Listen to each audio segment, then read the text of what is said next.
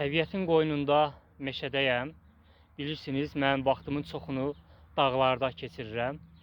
Mən yazıçı olaraq demək olar ki, bütün kitablarımı, əsərlərimi dağda, meşədə yazıram. Bax, kitablarımın bir çoxunu bu əzəmətli ağacın dibində yazmışam. Bu ağac mənə çox doğmadır. Çox əzəmətli bir ağacdır. Qoy göstərim sizə. Baxın, çox möhtəşəm bir ağacdır. Bəlkə də bu ağacın yüzlərlə yaşı var. Ümumiyyətlə mən bir şeyə diqqət etmişəm. Bunu kitabımda da yazmışam. Diqqət etmişsinizsə, meşədə bitən, təbii olaraq bitən ağaclar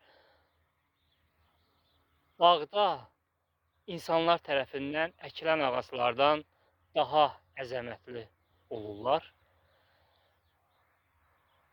Ümumiyyətlə, təbiət qoynunda gəzmək həqiqətən də çox möhtəşəmdir.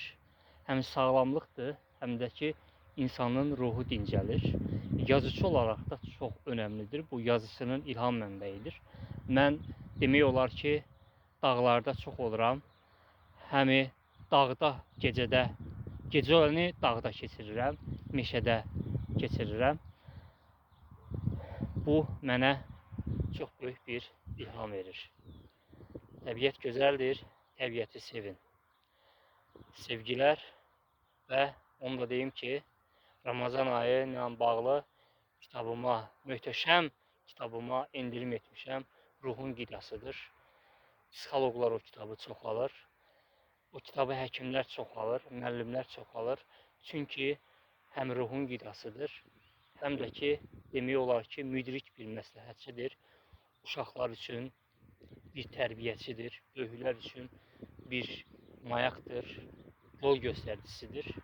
O möhtəşəm kitabımı Ramazan ayı ilə bağlı olaraq endirimlə əldə edə bilərsiniz. Sevgilər, təbiət gözəldir.